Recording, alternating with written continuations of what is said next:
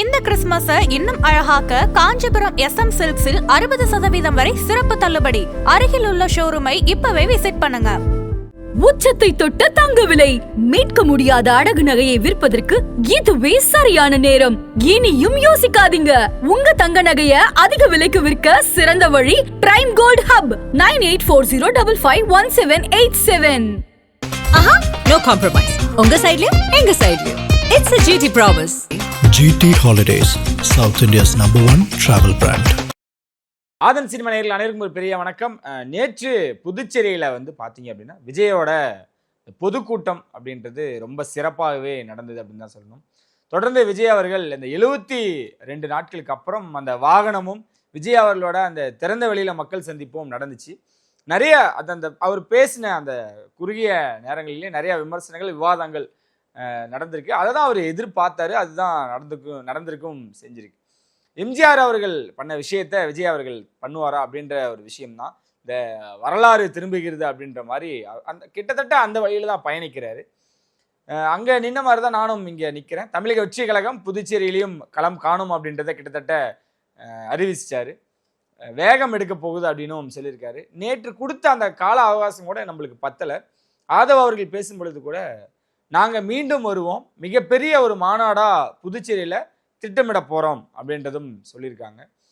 பேசினாலும் சில விஷயங்கள் முரணாக இருக்குன்னு சொல்லியிருந்தோம்ல. என்னென்ன விஷயங்கள் பார்த்தோம் அப்படின்னா, இங்கே வந்து அந்த ரேஷன் கடைகள், அதுக்கப்புறம் நிறைய அவர் சொன்ன விஷயங்கள்லாம் இதெல்லாம் குறையாக இருக்குன்னு சொல்லியிருந்தாங்க. அங்கே இருக்கக்கூடிய ஆட்களும் அது வந்து கிடையாது, அப்படிலாம் இங்கே வந்து என்னென்ன இருக்குன்றத அவங்க பார்வையிடலை, அவங்க கண்ணுக்கு கொண்டு போகல அப்படின்லாம் நிறைய விஷயங்கள் பேசப்படுது. விஜய் அவர்கள் தெளிவாக இருக்காருங்க. அதை நம்ம சொன்ன மாதிரி தான் புதுச்சேரியில் விஜய் அவர்கள் என்ன பேசுவார்ன்ற ஒரு எதிர்பார்ப்போடு வந்தோம்ல. நம்ம கிட்டத்தட்ட அவங்க சைட்லேருந்து விசாரிச்சதுலேருந்து எல்லாமே ஒரு வாரத்துக்கு முன்னாடியே சொன்னதான்.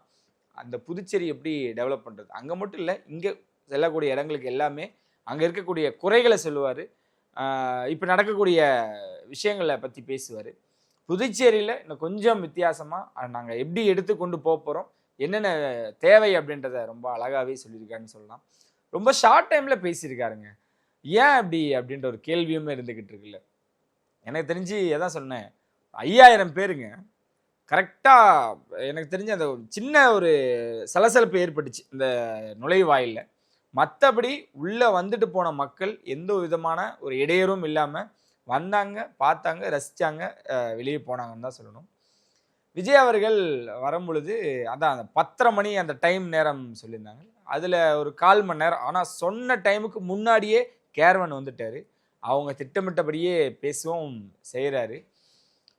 பேசுகிற விஷயங்கள் வந்து ஏன் அப்படின்னு கேட்கும் பொழுது அங்கே இருக்கக்கூடிய மக்கள் சொல்கிறாங்க, ஏங்க அந்த வெயில்னு ஒரு காரணமும் ஒன்று இருக்குது, இதுதான் எல்லாரும் எதிர்பார்க்குறாங்க. இன்னும் வளவலன்னு வணக்கம் அன்புடையர் எப்படி இருக்கீங்க அப்படின்னு ஆரம்பிக்கிறதையும் மீறி நான் உங்கள் புதுச்சேரிக்கு வந்திருக்கேன், தமிழக மக்களும் புதுச்சேரி மக்களும் வெவ்வேறு கிடையாது, எல்லாருமே எனக்கு ஒன்று தான் அப்படின்னு அவர் எடுத்ததுமே அந்த பாயிண்ட்லேருந்து இறங்கிட்டார். இன்னும் அந்த ஆரம்பத்துலேருந்து ஏலேருந்து ஆரம்பித்து இசட்டில் முடியும் அப்படின்லாம் கிடையாது, ஸ்ட்ரெயிட்டாக பாயிண்ட்டு அங்கே வந்து நிற்கிறாரு. ஷார்ட்டாக என்ன விஷயங்கள் சொல்லணுமோ, மக்களுக்கு என்ன புரிதலோ எப்படி புரிய வைக்கணுமோ அதை அழகாக புரிய வச்சுருக்காரு. அதை முடிஞ்சதுக்கப்புறம் அங்கே இருக்கக்கூடிய மக்களும் சொல்கிறதா தான், இது அவர் சொன்ன விஷயங்கள் ஆமாம் குறையாக இருக்குது, இது ஆமாம் நாங்கள் எதிர்பார்க்குறோம், விஜய் சொல்கிறது கரெக்ட் அப்படின்னு அவங்க ஏற்றுக்கிறாங்களே. அந்த மாதிரி விஷயங்கள்லாம் பேசும்பொழுது அவர் இதில் இந்த ஸ்கேலில் நம்ம பேசணுன்ற பயங்கரமான திட்டமிடுதோட வந்திருக்காரு அப்படின்னு தான் சொல்லணும்.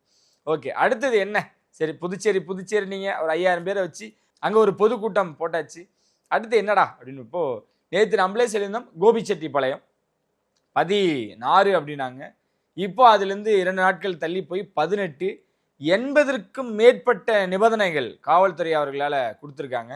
நம்மளும் சும்மா இல்லாமல், நம்ம ஆட்களை சொல்கிறேன், தாவைக்கு ஆட்களும் சும்மா இல்லாமல் புதுச்சேரியில் பார்த்தீங்களா காவல்துறை எப்படி வேலை செய்து சீரியஸாகவே ரொம்ப நல்லா இருந்தாங்க. நாங்கள் அந்த களத்தில் இருந்தனால சொல்கிறோம். அங்கே இருக்கக்கூடிய பெண் காவலர்கள் அவங்களோட அந்த செயல்பாடு வந்து தமிழ்நாட்டு காவல்துறையை நம்ம குறைச்சி மதிப்பிடல. அவங்க அங்கே சொல்லும் பொழுது அவங்களுக்கு வந்து இன்ஸ்ட்ரக்ஷன் என்ன தெரியுங்களா, ரசிகர் மனப்பான்மையில் நீங்கள் இருந்துடவே கூடாது, பாரபட்சம் பார்த்துடக்கூடாது, நீங்கள் ஒரு இடத்துல நீங்கள் மீறி அந்த கூட்டத்தை விட்டீங்க அப்படின்னா என்ன நடக்கும், அது விளைவு என்ன அப்படின்றத நம்மளுக்கு ஆல்ரெடி கரூர் விஷயம் மென்ஷன் பண்ணி சொல்கிறாங்க. நீங்களும் நிறைய காணொலிகள் பார்த்துருப்பீங்க. அந்த பெண் காவலர் ஒருத்தர் வந்து எவ்வளோ ஆக்ரோஷப்பட்டு பேசினாங்க அப்படின்றது. ரொம்ப தெளிவாக இருந்தாங்க. அதே தான் இங்கேயும் நம்ம காவல்துறையும் அதை விட பயங்கரமாக வேலையும் செய்வாங்க. அவங்களுக்கு அவ்வளோ ஸ்பேஸ் இருக்குது, அவ்வளோ ஆட்கள் இருக்காங்க, அவ்வளோ பலம் இருக்குது. நம்ம ஆட்கள் தான் வந்து இந்த ரூட்டில் வராத டிராஃபிக் ஆயிரம் சுற்றிட்டு வாங்கினாலே அதை தப்பாக எடுத்துக்கிறாங்கல்ல. அந்த புரிதல் வந்தாலே போதுங்க. ஏன்னா நேற்று புதுச்சேரியில் அந்த பைக் பார்க்கிங்னு ஒரு ஸ்லாட் ஒன்று ஒதுக்கியிருந்தாங்க பீச் சைடில்.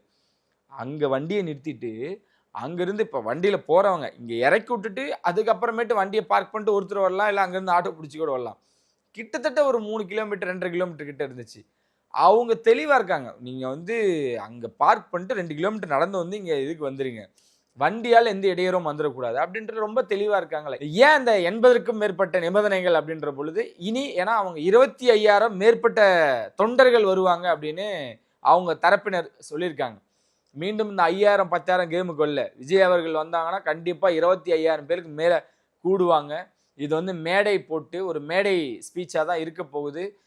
நாங்கள் அதை கண்ட்ரோல் பண்ணிக்கிறோம், எங்களுக்கு இந்த மாதிரியான தேவைகள் வேணும், இந்த இடம் தான் வேணும் அப்படின்ட்டு இருக்காங்க. முதலிடம் ஒன்று சொல்லியிருக்காங்க, அது வந்து வேண்டாம், அதுவும் சின்னதாக தான் இருக்குது, நீங்கள் வேற ஏதாவது சொல்லுங்கள் அப்படின்றப்போ பக்கத்தில் இருக்கக்கூடிய சுங்கசாவடியை சொல்லியிருக்காங்க.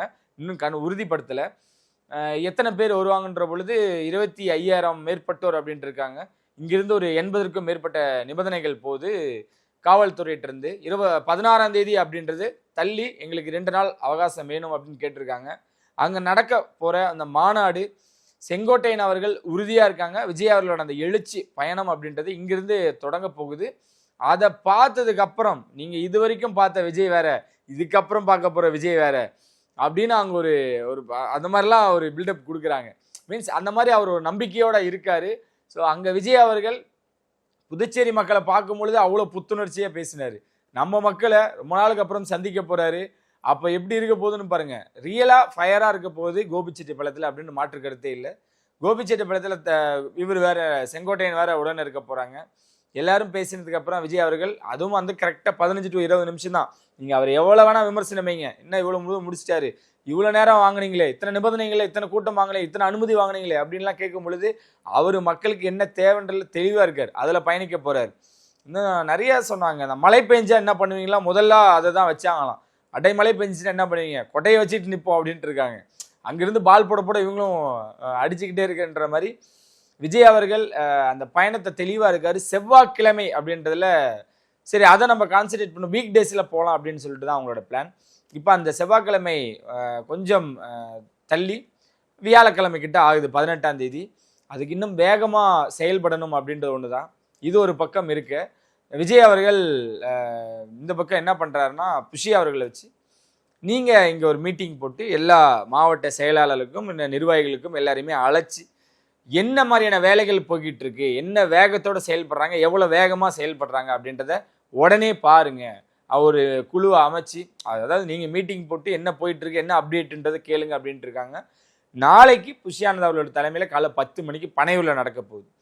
ஸோ இங்கே தான் மீண்டும் எல்லாருமே வருவாங்க. அந்த பனையூர்லேயே மறுபடியும் ஆரம்பிச்சிட்டார் அப்படின்றது. நாளைக்கு நடக்கக்கூடிய அந்த ஒரு மீட்டிங்கில் அடுத்து என்ன செய்யணும், இது வரைக்கும் என்ன செஞ்சுருக்கீங்க, சும்மா இந்த விஜய் வர மீட்டிங்கில் வந்து அவரோட வாகனத்துக்கு முன்னாடி பின்னாடி போகிறது உங்கள் வேலை இல்லை, இன்னும் களத்தில் அதிகமாக செயல்படணும். இதை தான் விஜய் அவர்களும் எதிர்பார்க்குறாரு, சொல்கிறாரு. விஜய் ஒவ்வொரு மேடையிலும் பேசும்பொழுது அந்த மாவட்டத்தில் இருக்கிற குறைகளை சொல்கிறாங்கல்ல, அந்த மக்கள்கிட்ட இன்னும் கேளுங்க, வேறு என்ன வேணும், அவங்களோட எவ்வளோ தூரம் நீங்கள் நெருக்கமாயிருக்கீங்க, எஸ்ஐஆர் ஃபார்ம் என்ன ஆச்சு, இதுக்கப்புறம் என்ன விஷயங்கள் நடந்துக்கிட்டு இருக்கு அப்படின்றதுல ரொம்ப தெளிவாக இருங்க, வேகப்படுத்துங்க உங்களோட வேலைகளை அப்படின்னு சொல்லக்கூடிய ஒரு மீட்டிங்காக நாளைக்கு அமையுது. நம்ம கேள்விப்பட்ட வரைக்கும் இது ரொம்ப கண்டிப்பாக சொல்ல போகிறதா சொல்கிறாங்க. புஷியானந்த் அவர்கள் ரொம்ப கண்டிப்பாக சொல்ல போகிறாங்க. இத்தனை மாதங்களாக இத்தனை வருஷங்களாக நீங்கள் செஞ்ச வேலைகளை ஒரு பக்கம் ஒதுக்கி வச்சுட்டு இனி வரக்கூடிய நம்மளுக்கு இருக்கக்கூடிய சில மாதங்களில் நீங்கள் ஒரு இத்தனை நாளாக நீங்கள் 24 மணி நேரத்தில் ஒரு 12 மணி நேரம் வேலை செஞ்சீங்க அப்படின்னா இன்னொரு 15 மணி நேரமாக வேலை செய்யுங்க, ஓடிக்கிட்டே இருங்க. அப்போ தான் நம்மளுக்கு வந்து விஜய் அவர்களுக்கு நம்ம என்ன ஆசைப்படுறோமோ அது நடக்க போகுது அப்படின்ற அளவுக்கு நாளைக்கு ஒரு பேச்சு இருக்கப்படுறதா சொல்கிறாங்க. நாளைக்கு அந்த ஒரு கூட்டம் நடைபெற போகுது. தாண்டி 18ஆம் தேதி கோபிச்செட்டிப்பாளையத்தில் அந்த நிபந்தனைகளுக்கு ஒரு 2 நாள் நேரம் கேட்டிருக்காங்க. அதுவும் என்ன நடக்க போகுது அப்படின்றத கண்டிப்பாக உங்களுக்காக நம்ம அடுத்தடுத்து நம்ம கொடுப்போம். இதுதான் அங்கே பொறுத்த வரைக்கும் அப்டேட்டுங்க. இது இடையில் ஏன்னா 18ஆம் தேதி அங்கே முடிக்கிறாரு. அதுக்கு அடுத்த வாரம் மலேசியா, அந்த பயணத்தை உண்டான விஷயங்களுக்கும் விஜய் அவர்கள் தயாராகிட்டு இருக்காரு. இங்க இருக்கக்கூடிய தமிழ் இண்டஸ்ட்ரி அதை தான் எதிர்நோக்கிட்டு இருக்கு. அங்க லைவ் போட முடியாது, ஏன்னா அதை வந்து ஒரு சேனல் வாங்க போறாங்க. விஜய் அவர்கள் அங்க என்ன பேச போறாரு, சினிமா நிகழ்வு அப்படின்றது கடைசி நிகழ்வா, கடைசி வேற பயன்படுத்தக்கூடாதுன்னு இருக்கீங்க, அவருக்கு நடக்கக்கூடிய திரைப்படத்தோட நிகழ்வு நடக்க போகுது. பார்ப்போம் அங்கேயும் அவர் எவ்வளவு தூரம் பண்ண போறாரு, என்ன பண்ண போறாரு அப்படின்றது.